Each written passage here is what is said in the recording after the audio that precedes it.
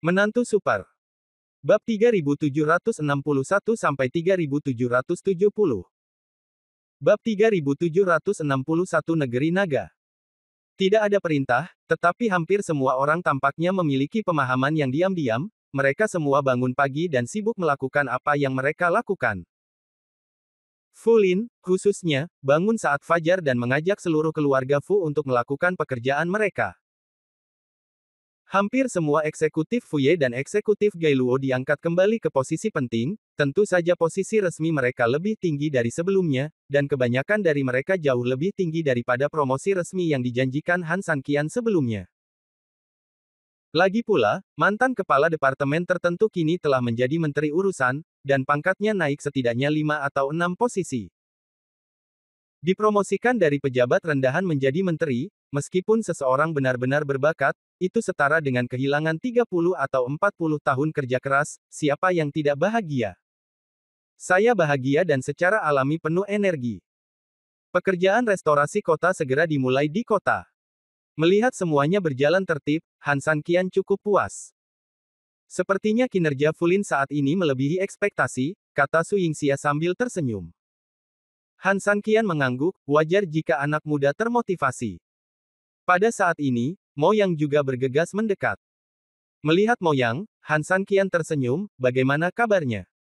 Tadi malam cukup damai, hanya saja teriakan di kamarmu sedikit lebih keras. Mendengar ini, wajah Su Yingxia tiba-tiba berubah menjadi merah darah, dan dia hampir menggigit bibirnya.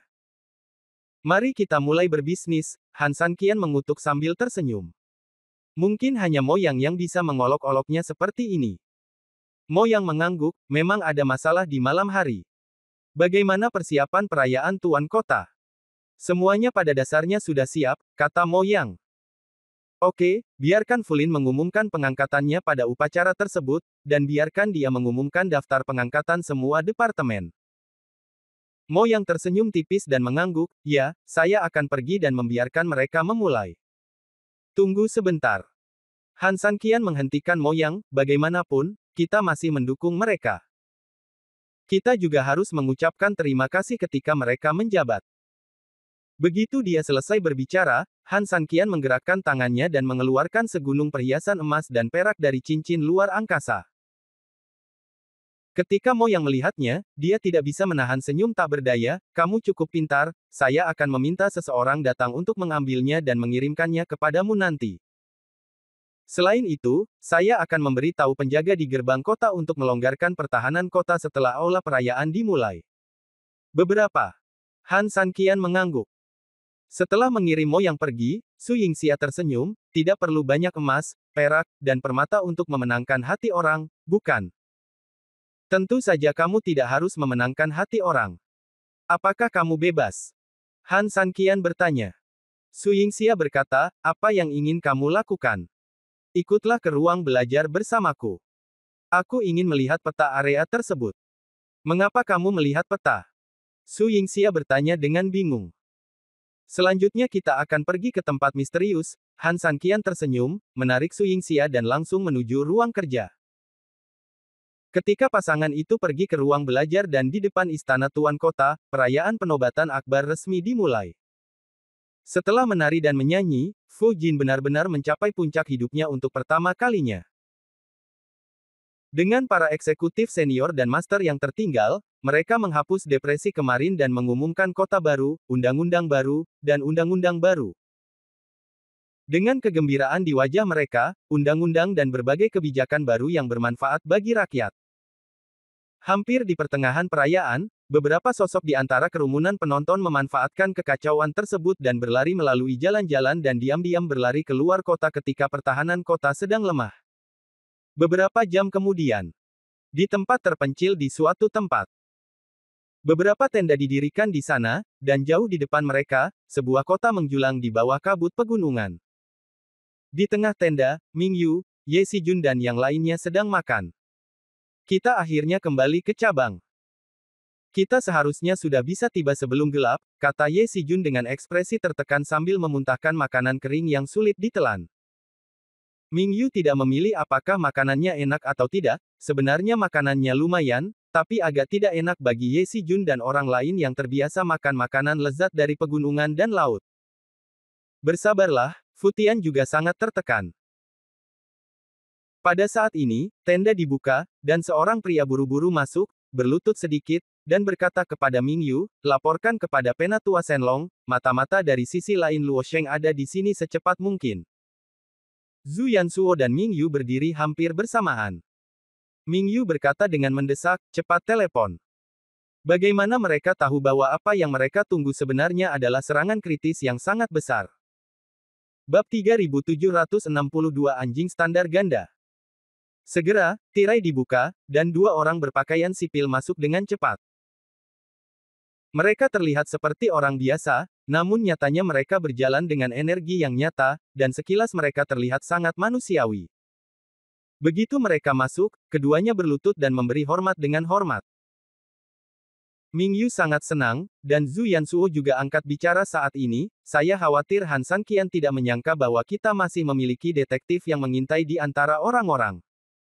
Bahkan jika kita meninggalkan Geilo Sheng, kita masih memiliki semua tren. Sana. Ketahuilah itu seperti punggung tanganmu. Benar, belalang sembah mengintai jangkrik, dan Oriole di belakang. Dia tidak menyangka kita punya rencana cadangan. Kita tahu persis apa yang terjadi saat kita jatuh ke kota. Di masa depan, saat kita melakukan serangan balik, dia akan menjadi seperti Han Sanqian yang bahkan tidak mengenakan pakaian atau celana apapun. Hahaha. Sekelompok orang cukup senang, lagi pula, mata-mata telah berhasil tiba di sini, yang berarti Han Sanqian sama sekali tidak mengetahui hal ini. Ming Yu juga sedikit senang, bagaimanapun juga, ini pertanda baik. Melihat mata-mata itu, dia berkata dengan lembut, semuanya, tolong bangun dan bicara. Kalian telah bekerja keras untuk mengejar ketinggalan. Keduanya saling memandang, akhirnya mengangguk dan berdiri. Kalian berdua, tolong beritahu kami yang sebenarnya tentang apa yang terjadi, desak Zhu Yansuo. Ya, beritahu aku secepatnya berapa banyak orang yang dibunuh pencuri Han Sanqian tadi malam.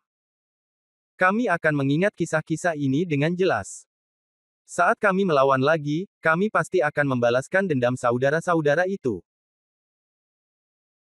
Sekelompok orang diliputi amarah yang benar dan tidak pernah memikirkannya, sekarang mereka mengatakan bahwa mereka tidak terkalahkan, tetapi ketika mereka ingin melarikan diri, mereka bertindak patuh dan tidak peduli dengan kehidupan orang lain sama sekali. Menurutku tadi malam pasti sangat meriah, Ye Sijun juga menyela. Tentu saja, yang dia maksud adalah penindasan berdarah Han Sanqian, dan para prajurit, yang dipimpin oleh para eksekutif yang tersisa, melakukan perlawanan putus asa terakhir mereka.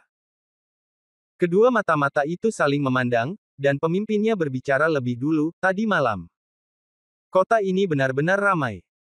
Begitu kata-kata ini keluar, sekelompok orang tertawa terbahak-bahak.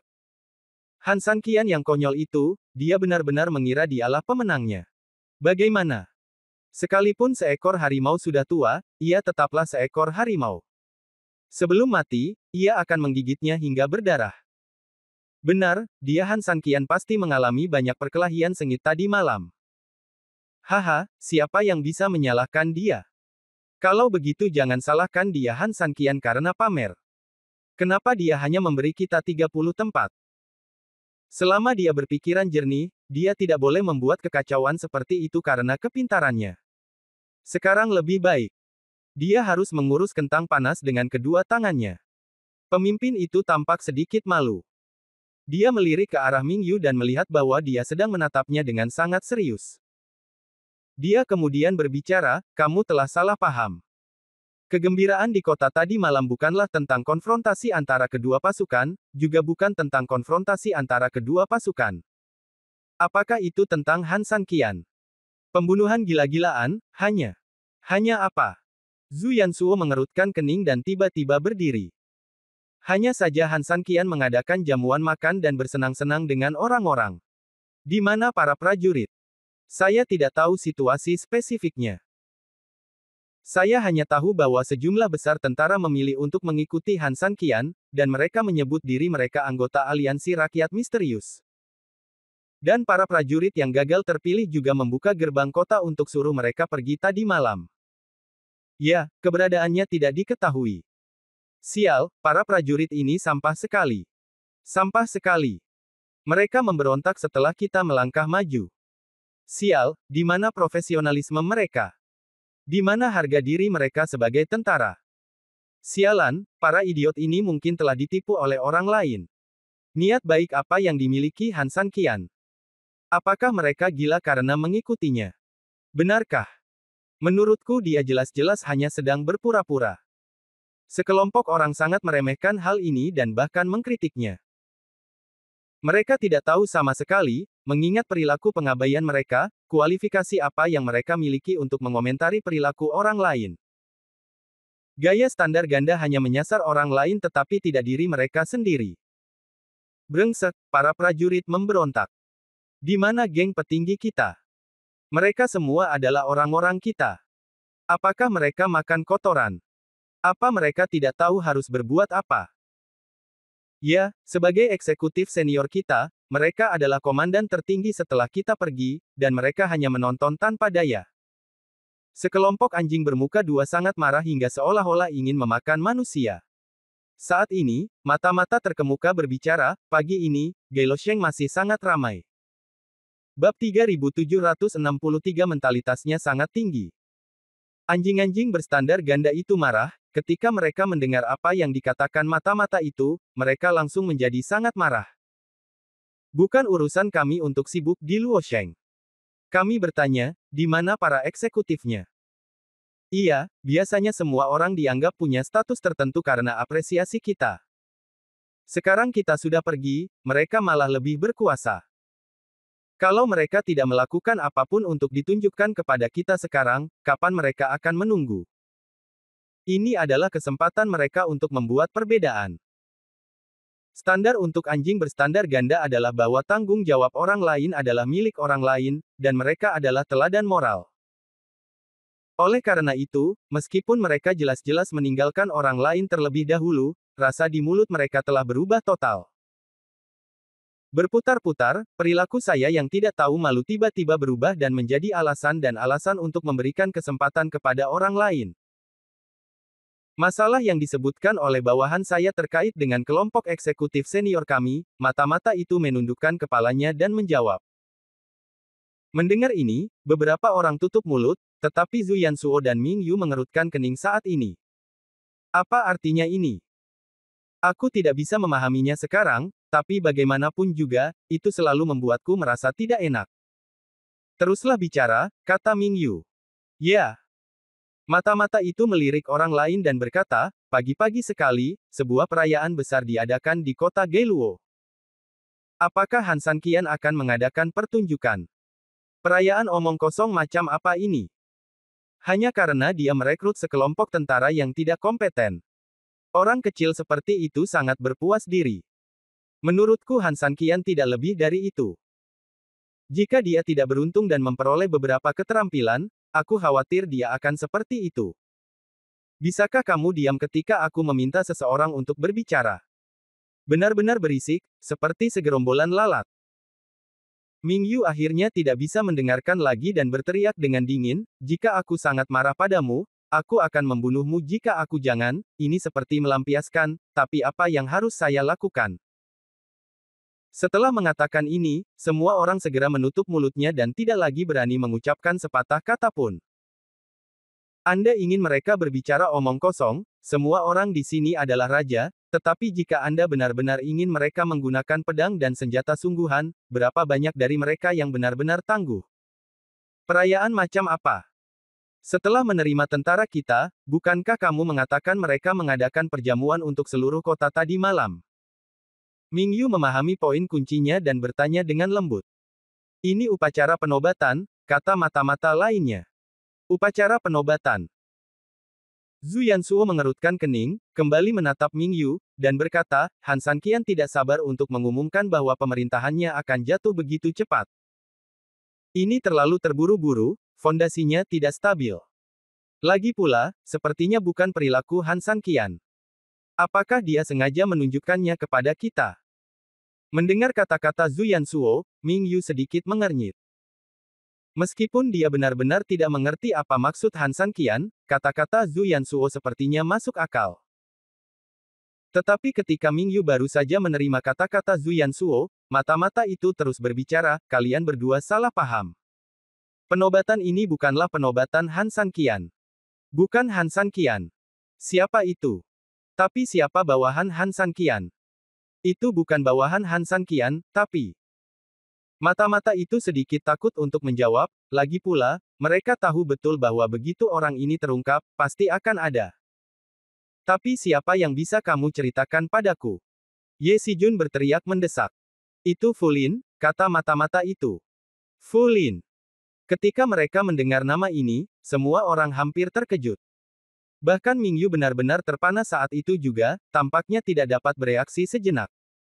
Fu Lin. Ini adalah eksekutif dan kerabat keluarga Fu, dan dia juga saudara ipar Ye Sijun.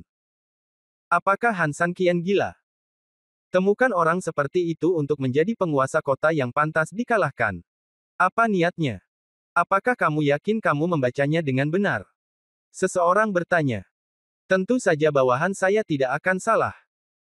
Bukan hanya dia, tapi juga beberapa eksekutif senior dari keluarga Ye dan Gei Losheng semuanya telah dipromosikan dan diangkat ke posisi penting. Perayaan ini juga disiapkan untuk mereka.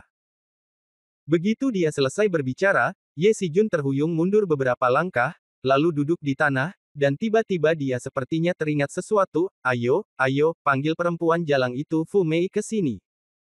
Bab 3764 Haruskah Fu Mei senang atau khawatir?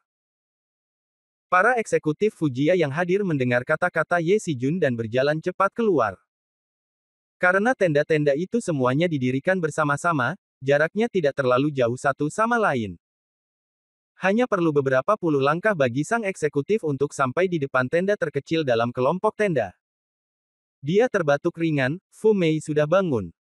Saya Fu Di. Fu Mei di tenda belum bangun, tapi dia tidak istirahat sama sekali sepanjang malam. Bahkan, dia kelelahan karena kerja keras, tapi begitu dia berbaring dan memejamkan mata, yang terpikir olehnya hanyalah 3.000 milik Han. Tentara mengalahkan 10.000 tentara. Adegan. Itu seperti sebuah gambar, terus-menerus terlintas di benaknya, membuatnya sulit tidur sama sekali. Wanita mana yang tidak menyukai pahlawan? Apalagi wanita seperti dia yang kini berada dalam kesulitan seperti itu. Teriakan di luar tenda membawa Fu Mei kembali ke dunia nyata. Dia sedikit terguncang dan bingung. Fu Di adalah adik laki-laki Fu Tian. Meskipun mereka bukan ibu yang sama, mereka adalah saudara yang sama.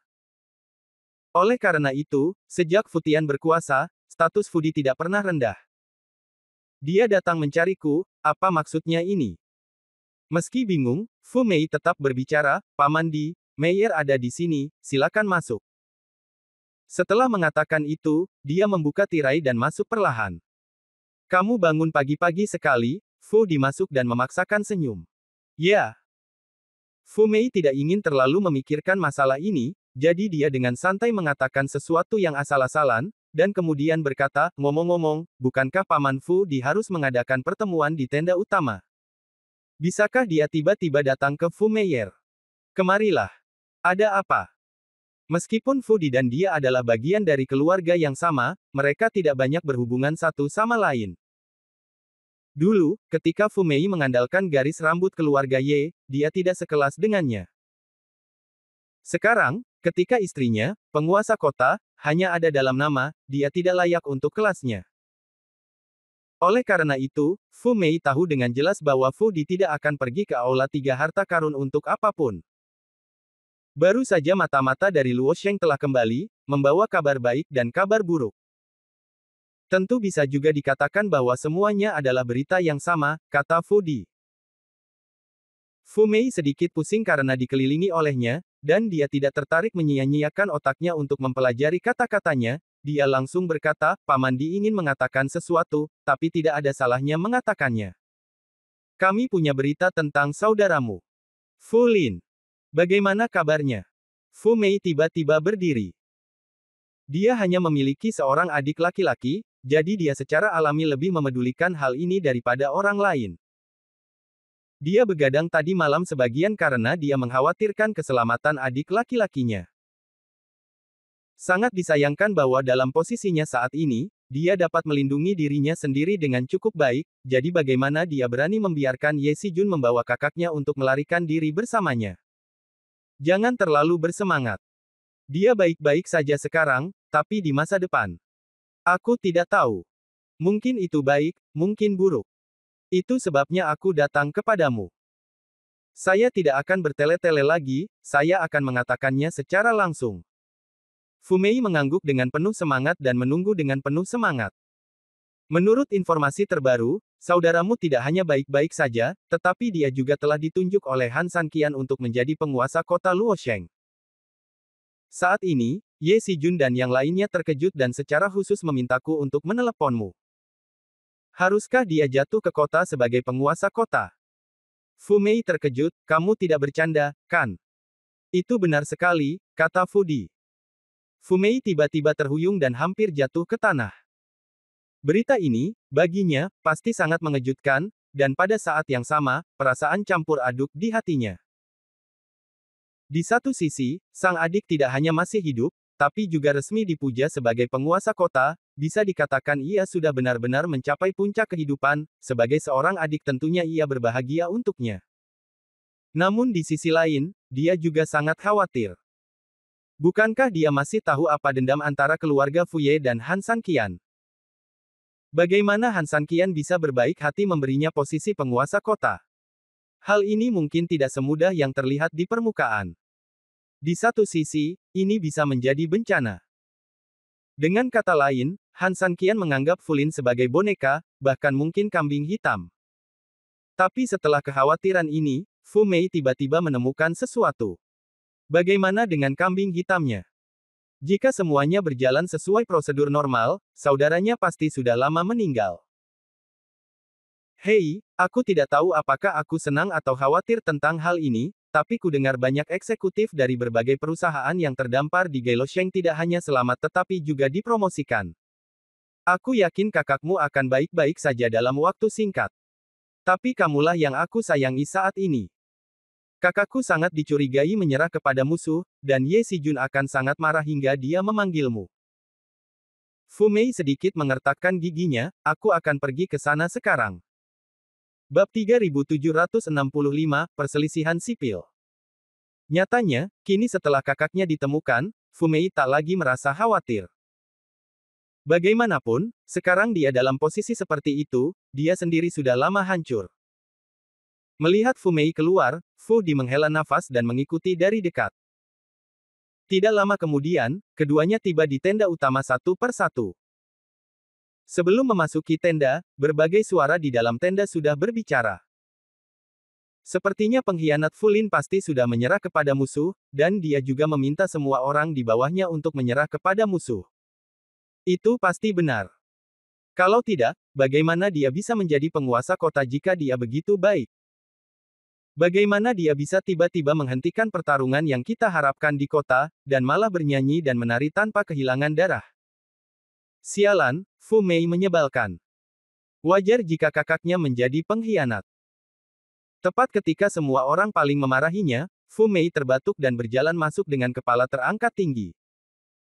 Begitu dia masuk, semua tuduhan dan pelecehan langsung dibungkam. Saya telah bertemu dengan utusan khusus naga, dan saya telah bertemu dengan Tuan Zhu. Setelah Fu Mei membungkuk, dia menatap Ye Si-jun, yang memiliki ekspresi marah di wajahnya, suamiku. Jangan panggil aku begitu sayang, Ye Si-jun berteriak tidak puas, siapa suamimu? Aku, Ye Si-jun, tidak memiliki saudara ipar yang pengkhianat, apalagi istri yang menyebalkan. Saya pernah mendengar tentang Fulin. Suamiku, pernahkah kamu berpikir bahwa ini mungkin tindakan Han Sanqian yang disengaja? Tujuannya untuk menimbulkan kecurigaan sebagian orang, sehingga rasa saling percaya kita akan runtuh dan menimbulkan perselisihan sipil. Mendengar ini, Ye Si-jun berteriak dengan marah, Jalang, kapan giliranmu berbicara di sini? Apa yang dikatakan Nyonya Ye bukannya tidak masuk akal. Tuan Ye, mohon jangan terlalu bersemangat, sela Zhu Yansuo. Apa, Zhu Yansuo, apakah kamu sudah jatuh cinta pada perempuan Jalang ini? Apakah kamu mengucapkan kata-kata yang baik untuknya? Ye Sijun, yang sudah lama tidak senang dengan Zhu Yansuo, mendengus dengan jijik. Dalam kasus Penatua Shenlong, cucu ini telah bersaing dengannya untuk mendapatkan kekuasaan dan keuntungan, dan sekarang dia lebih banyak berbicara tentang istrinya. Ye Sijun tentu saja kesal. Ming Yu mengerutkan kening, menatap Ye Sijun, dan berkata dengan dingin, bisakah kamu tenang dan mendiskusikannya bersama? Jika tidak, kamu dapat kembali dan istirahat lebih awal. Ye Sijun tiba-tiba menjadi marah dan ingin melawan, namun sayangnya, beberapa eksekutif senior di sekitarnya menundukkan kepala dan sepertinya tidak mau mendukungnya dalam masalah ini. Saking marahnya, ia langsung menepukkan telapak tangannya ke meja kecil di depannya. Fu Tian buru-buru mencoba menenangkan keadaan dan berkata, Si Jun juga sedikit emosional karena dia marah karena orang-orang di sekitarnya telah melakukan hal-hal yang memalukan. Tapi bagaimanapun juga, ini lebih merupakan bukti ketulusan Si Jun. Meski dia pernah mengalaminya, tapi bisa dimaklumi, bukan? Bagaimanapun juga, Ye Si Jun adalah seorang tuan muda, dan dengan Fu Tian yang memuluskan segalanya, semua orang buru-buru turun dari keledai dan mengangguk setuju. Melihat ini, Ming Yu kehilangan kesabaran, dan Zhu Yansuo di samping akhirnya mengambil langkah untuk turun. Dia menangkupkan tangannya dan berkata kepada Ming Yu, Han Sanqian sangat aneh dan pintar, dan dia pandai dalam segala hal. Strategi. Kami tidak bisa berbuat apa-apa terhadap Fulin. Jangan hati-hati dengan Tanggul. Ming Yu mengangguk, apa yang dikatakan Tuan Kota Zhu benar sekali. Han Sanqian melakukan dua hal.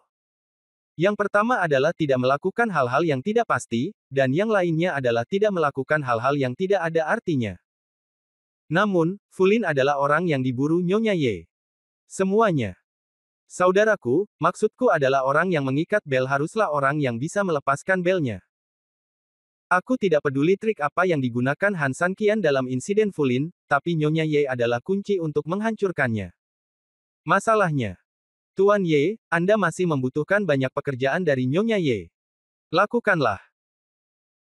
Mendengar ini, Ye Sijun melirik Fu Mei dengan jijik dan mendengus, jangan khawatir, wanita jalang bau ini tidak berani mengatakan apapun, tapi setidaknya satu hal adalah dia tidak akan mengatakan apapun saat aku mengatakan sesuatu. Tidak pergi ke barat, kan, Fu Mei? Fu Mei dengan serius melontarkan tatapan dingin, jelas marah karena Ye Sijun tidak peduli dengan wajahnya di depan begitu banyak orang. Namun, tatapan dinginnya menghilang dalam sekejap, dan dia berkata dengan hormat, seperti kata pepatah, menikahlah seekor ayam dan ikuti ayam itu, nikahi seekor anjing. Ikuti anjing itu dan lakukan apapun yang dikatakan pria itu. Ye Sijun mengangguk puas, dan pada saat yang sama menatap Ming Yu dan yang lainnya dengan pandangan provokatif, seolah berkata, lihat, aku tidak mampu. Di waktu yang hampir bersamaan, adegan mengawinkan ayam dan mengikuti ayam juga terjadi di ruang belajar kota. Han Sanqian tiba-tiba berteriak kegirangan dan mengarahkan tangannya langsung ke peta, saya menemukannya, tempatnya ada di sini. Bab 3766 berangkat dari negeri naga. Ini. Su Yingxia mengerutkan kening, agak bingung. Pasalnya, tempat ini jelas melenceng dari jalan raya yang mengarah ke utara hingga jauh ke dalam tulang terbakar, bahkan sampai batas tertentu masuk dalam kategori tersesat. Itu sepenuhnya berada di jalan yang benar dan tiba-tiba berbelok ke arah lain. Dan kalau dilihat dari peta, tempat itu seharusnya merupakan tanah yang sangat terpencil dan tandus, dengan pegunungan yang mengelilinginya. Apa yang kamu lakukan di sini? Su Yingxia bertanya. Han Sanqian tersenyum lembut, apakah kamu masih ingat orang yang datang kepadaku tadi malam? Su Yingxia mengangguk dan sepertinya memahami sesuatu, itu berarti ada beberapa hal yang tidak dapat kamu ceritakan lagi padaku. Tidak masalah. Jika kamu berencana untuk pergi, aku akan menemanimu. Han Sanqian tersenyum bahagia, tentu saja lebih baik jika kamu bisa menemaniku, tapi bisakah kamu bertahan? Lagi pula, kamu belum mendapatkan istirahat yang baik dalam 2 hari terakhir. Kamu akan mati. Su Yingxia meremas tangan Han Sanqian dengan tangan kecilnya dan berkata dengan genit. Kalau begitu ayo berangkat malam ini, kata Han Sanqian sambil tersenyum. Malam ini. Su Yingxia bertanya dengan sedikit ragu, apakah kamu ingin secepat itu? Saya tahu pemulihanmu sangat cepat, tetapi pemulihan semua orang relatif lambat. Saya harus pergi ke sini bersamamu malam ini, apakah akan terlalu terburu-buru? Sudah. Han Sanqian menggelengkan kepalanya, saya tidak berencana untuk membawa mereka. Betapa berbahayanya tempat itu tidak diketahui. Jika masalahnya terlalu besar, saya khawatir itu akan menimbulkan masalah yang tidak perlu. Saya mungkin tidak dapat mengurusnya sendiri. Mereka. Yang kuinginkan adalah kita, pasangan, pergi bersama. Han Sanqian memandang Su Yingxia. Su Yingxia mengangguk, bukankah dunia antara dua orang seperti ini terlalu romantis, begitu romantis hingga penuh kegembiraan. Han Sanqian tersenyum tipis. Ayo makan dulu. Setelah pergi ke tanah tandus ini, aku tidak tahu kapan aku bisa makan. Setelah Su Yingxia selesai berbicara, dia meletakkan peta itu di tangan Han Sanqian, mengambil tangan Han Sanqian yang lain dan langsung menuju ke arah pergi keluar. Pasangan itu meninggalkan rumah tuan kota, menemukan restoran, memesan beberapa barang, dan mulai hidup di dunia mereka sendiri. Setelah makan siang, Han Sanqian kembali berbelanja bersama Su Yingxia. Setelah membeli beberapa kebutuhan pokok sehari-hari, ia juga membeli beberapa gadget. Ini adalah waktu senggang yang jarang terjadi. Bagaimanapun, hal-hal kecil dalam hidup mungkin sudah lama dianggap biasa bagi orang lain, tetapi bagi Han Sanqian Liang dan istrinya, sudah lama sekali sejak mereka hidup bersama seperti ini. Meskipun kekayaan Han Sanqian cukup untuk membeli apapun di seluruh kota, ada beberapa hal yang tidak dapat dibeli dengan uang. Di malam hari, barang-barang kedua orang pada dasarnya sudah siap. Dengan Su Yingxia, cincin penyimpanan Han Sanqian pada dasarnya diisi dengan banyak kebutuhan sehari-hari. Dari hal-hal besar seperti makanan dan minuman hingga hal-hal kecil seperti kayu bakar, beras, minyak, garam dan cuka, singkatnya, ada segala sesuatu yang dapat Anda pikirkan dan hal-hal yang belum terpikirkan. Han Sanqian memanggil Mo Yang, menyerahkan kitab surga ke tangannya, dan memberitahunya bahwa dia akan keluar selama beberapa hari, memungkinkan dia untuk tenang dan membawa saudara-saudaranya pulih ke sini. Sedangkan untuk pertahanan kota, Han Sanqian juga menyuruh Mo Yang bekerja keras. Meskipun kota ini seharusnya sangat aman dalam waktu singkat, meskipun lawan ingin melakukan serangan balik, mereka masih membutuhkan waktu untuk mengatur pasukannya dan merumuskan rencana. Namun semuanya harus ditakuti, sehingga Han Sanqian perlu mengambil tindakan pencegahan terhadap masalah di masa depan. Ini adalah cara Han Sanqian selalu melakukan sesuatu. Setelah membuat pengaturan ini, Han Sanqian pergi mengunjungi yang terluka. Kecuali Qin Shuang dan Mo Beitian, secara umum, meskipun mereka belum pulih, setidaknya mereka dalam pemulihan yang stabil. Adapun Qin Shuang dan Mo Beitian, meski masih koma, namun kondisi fisik dasar mereka optimis. Mo Beitian perlu istirahat lama, sementara Qin Shuang dan Su Yingxia ingin menunggu situasi luar biasa sebelum membuat rencana, jadi Han Sanqian tidak bisa terburu-buru. Sekarang situasinya sudah stabil, Han Sanqian akhirnya merasa lega dan berencana berangkat di bawah naungan malam. Ketika gerbang kota timur perlahan membuka celah, pasangan itu berpegangan tangan dan secara resmi menuju ke tanah luas di luar. Bab 3767 Keanehan. Malam gelap dan angin kencang.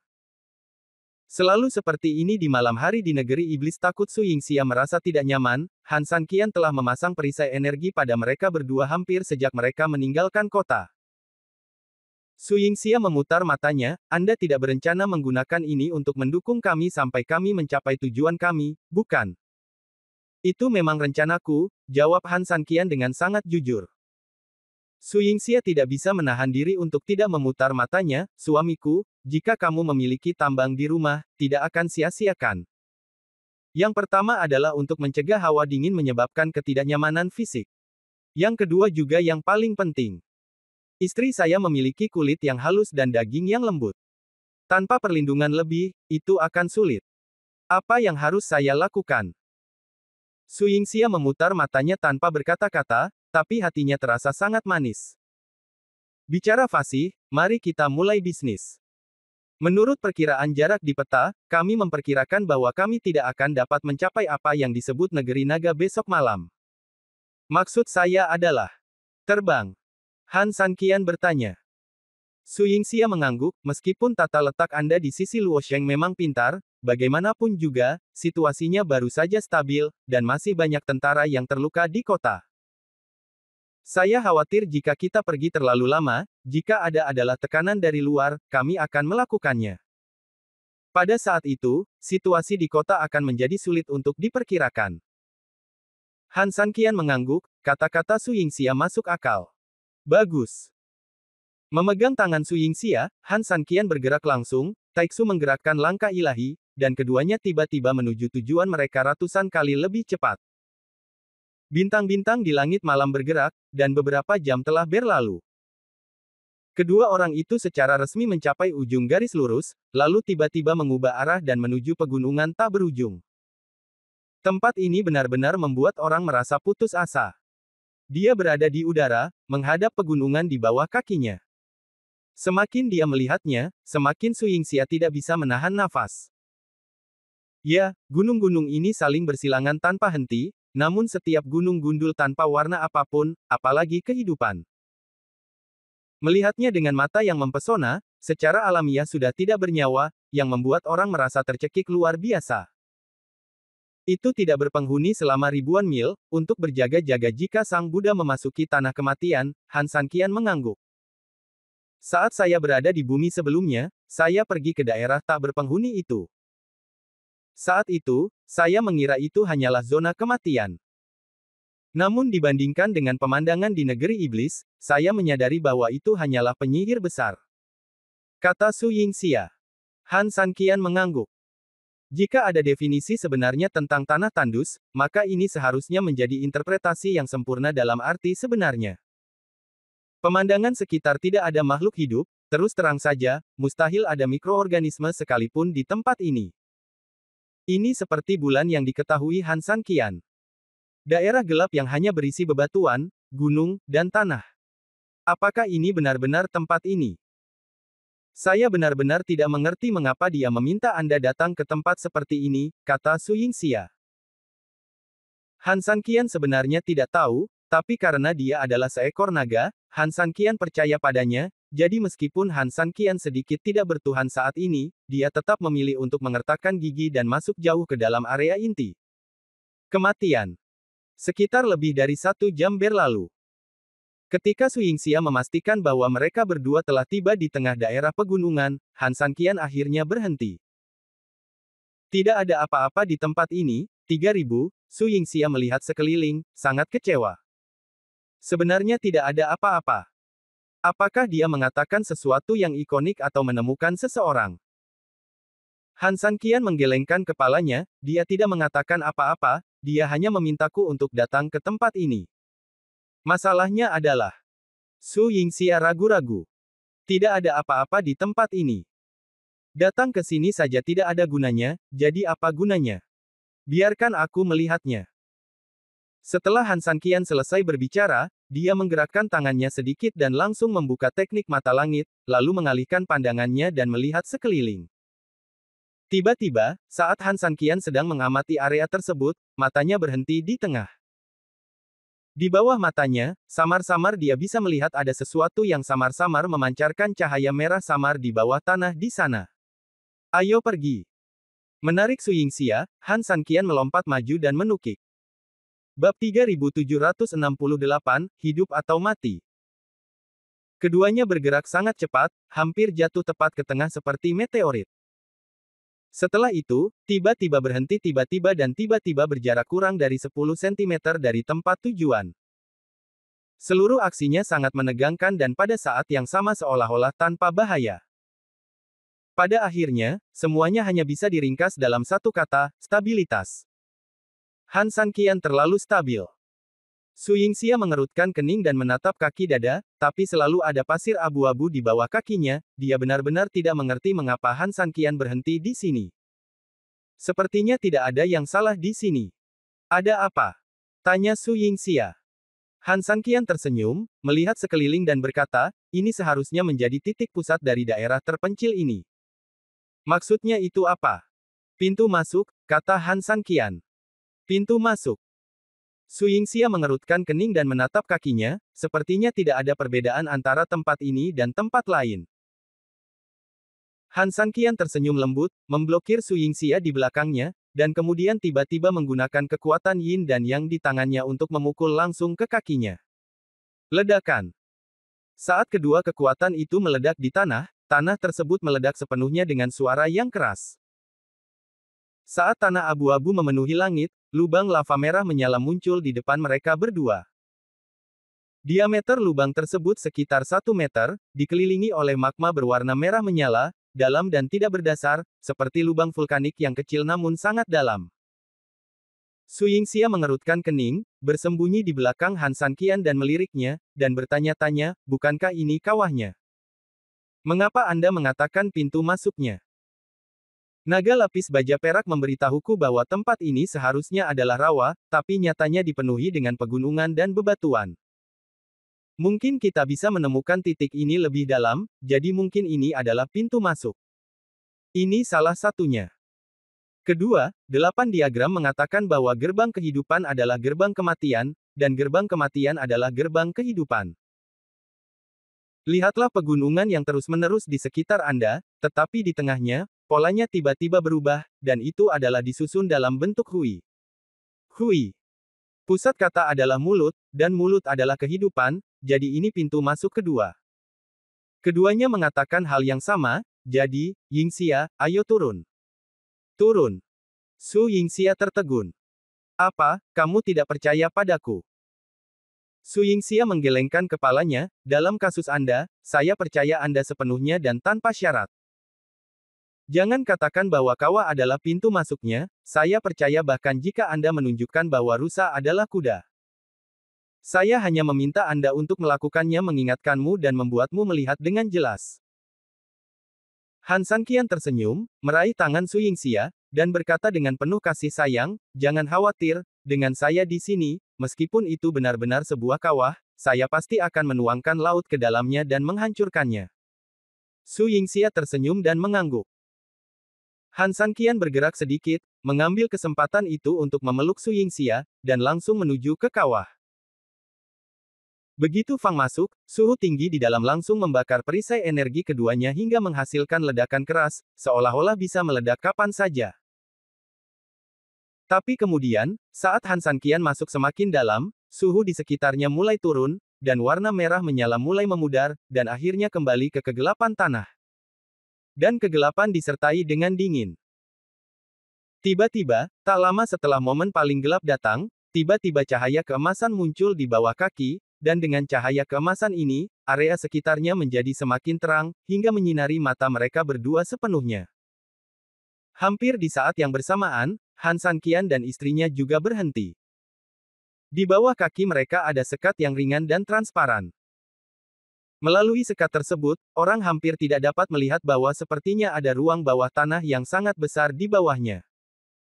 Di luar angkasa, lampunya terang benderang, dan ada orang yang berpindah-pindah dari waktu ke waktu. Su Yingxia ingin berbicara, tetapi Han Sanqian memberi isyarat diam. Setelah itu, Han Sanqian tersenyum dan menunjuk diafragma di bawah kakinya. Segera setelah itu, Han Sanqian menggerakkan tangannya sedikit, dan energi halus dituangkan langsung ke dalam perisai energi. Hampir segera setelah energi itu tiba, seluruh diafragma sepertinya telah menemui sesuatu dalam sekejap, dan seluruh tubuh tiba-tiba dipenuhi dengan petir. Su Yingxia langsung terkejut, tercengang dan diam-diam ketakutan. Ini hanya gerakan kecil, dan diafragma berkedip dengan kilat seperti itu. Jika dua orang saling bersentuhan secara langsung, maka listrik besar yang dihasilkan oleh diafragma akan menyetrum orang hingga mati selama beberapa reinkarnasi. Tepat ketika dia ketakutan, Han Sanqian terkekeh pelan, mengumpulkan kekuatan yin dari tangan kanannya, dan menembus langsung ke dalam diafragma. Diafragma tiba-tiba tidak menghasilkan petir apapun, tetapi sepertinya tidak merasakan apa-apa.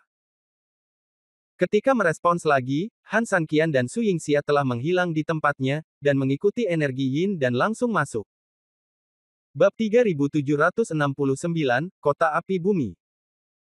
Begitu cahaya putih muncul, Han Sanqian dan Su Yingxia muncul lagi, sudah berada di ruang bawah tanah di dalam membran. Wow! Ketika Su Yingxia melihat sekeliling, dia tiba-tiba menjadi gempar. Ini bukan ruang bawah tanah, tapi ini jelas merupakan kota bawah tanah yang besar. Mereka menggunakan bumi sebagai langit dan bumi sebagai bumi. Ketinggian ruang sekitar 100 meter, kemudian menyebar ke sekeliling pada ketinggian ini, seolah tak terbatas. Singkatnya, ujung sekelilingnya tidak terlihat. Tentu saja, suatu waktu tidak dapat mengetahui seberapa besarnya. Di dalam kota banyak terdapat rumah-rumah rendah dari tanah yang dibangun di mana-mana, bentuknya tidak beraturan namun ditata dengan rapi sehingga membentuk pemandangan kota yang sangat besar. Jika saya tidak melihatnya dengan mata kepala sendiri, saya tidak akan mempercayainya. Ada kota bawah tanah yang sangat besar yang tersembunyi di bawah tanah tandus ini tanpa rumput yang tumbuh di atasnya, kata Su Yingxia dengan takjub. Han Sanqian pun mengangguk, ya, apalagi Su Yingxia, bahkan Han Sanqian sendiri tidak pernah menyangka ada ruang seperti itu di bawah tanah.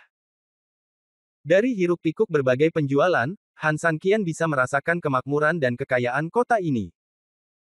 Seseorang datang, kata Han Sanqian lembut, meraih Su Yingxia dan berbalik ke samping, bersembunyi di balik pilar tersembunyi. Segera setelah itu, semburan langkah kaki semakin dekat, tetapi ketika mereka benar-benar tiba dan melewati Han Sanqian Liang dan istrinya, pasangan itu melihat mereka dan tidak bisa menahan diri untuk tidak saling menatap. Mereka berharap mereka salah melihatnya. Karena mereka yang melewati mereka berdua. Ini sungguh aneh. Itu hanyalah sekelompok kurcaci. Dengan kata lain, Anda tidak dapat menelepon orang sama sekali. Mereka adalah semut, masing-masing seukuran kepalan tangan, berdiri dengan dua kaki, berjalan seperti manusia. Lalu ada tangan mereka, masing-masing memegang sesuatu seperti tombak tetapi lebih seperti tongkat di mata 3.000 orang Han, mereka berbaris dan melangkah maju secara serempak dengan kekuatan yang besar. Anmen. Su Yingxia mau tidak mau bertanya pada Han Sanqian dengan lembut. Walaupun memang agak luar biasa, tapi sekarang melihat rumah-rumah rendah dari lumpur di depan saya, sepertinya alasan mengapa rumah-rumah itu rendah sebenarnya karena orang yang tinggal di sana tidak tinggi atau besar. Apakah semut ini menjadi roh?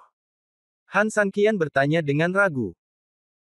Dia mulai menjadi semakin bingung mengapa naga lapis baja perak mengizinkannya datang ke sini, dan apa alasan datang ke sini. Bukankah sebaiknya Anda menangkap beberapa semut dan kembali ke bar? Apa yang harus kita lakukan sekarang? Su Yingxia bertanya. Ini adalah pertanyaan yang bagus, dan menghentikan langkah Han Sanqian, karena jelas bahwa Han Sanqian sendiri tidak tahu harus berbuat apa. Dia selalu menjadi tanda tanya. Orang itu hanya memintaku untuk datang ke sini, tapi dia tidak mengatakan apa yang ingin dia lakukan secara spesifik, dan ketika dia turun, itu bukanlah rawa. Mari kita lihat. Han Sanqian merentangkan tangannya tanpa daya. Su Yingxia memutar matanya, sepertinya dia benar-benar berpikir kamu harus menangkap beberapa semut dan membuat anggur untuk melihat betapa enaknya mereka. Han Sanqian melirik ke arah Su Yingxia dengan kejam, lagi pula, aku tidak keberatan jika aku menebusnya, bukankah tempat terakhir untuk melampiaskan amarahku padamu? Setelah mendengar perkataan Han Sanqian, Su Yingxia tertegun sejenak, lalu tiba-tiba menyadari apa yang dia katakan, dia menggigit giginya dengan ringan dan mencubit Han Sanqian, kamu akan mati. Tubuh gemuk, Han Sanqian terpelintir dengan liar saat dia dicubit. Namun, pada saat ini, pasangan itu tiba-tiba berdiri di sana dengan bodoh, dengan senyuman di antara satu sama lain membeku di wajah mereka. Karena entah kapan, tim manusia semut kembali dan tiba-tiba muncul di hadapan mereka berdua, dan saat ini, mereka semua memasang postur menyerang. Tombak itu diarahkan langsung ke mereka berdua, dan mata di kepala gelap itu menatap mereka berdua. Pasangan itu menyembunyikan senyuman mereka, lalu masing-masing terbatuk untuk menghilangkan rasa malu di depan mereka. Ras manusia. Kedua tentakel di kepala pemimpin itu bergerak, dan dia tiba-tiba mengeluarkan suara yang sangat bingung. Pasangan itu pun tertegun, tak menyangka kata-kata manusia akan keluar dari mulut semut.